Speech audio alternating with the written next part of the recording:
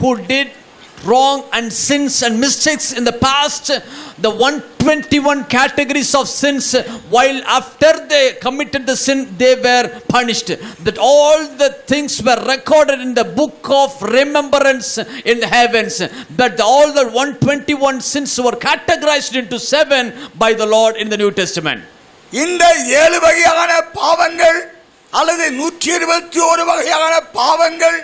இவைகளை செய்கிற மனிதனுடைய ஒவ்வொரு பாவ கிரியைகளும் அங்கே கிரியைகளின் புத்தகத்தில் எழுதப்படுகிறது. This all sins of the people who are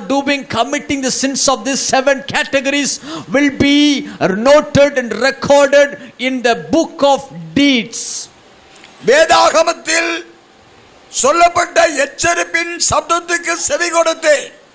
மனம் திரும்பி ரட்சிப்பின் வாழ்க்கைக்கு அடுத்த நற்கிரியை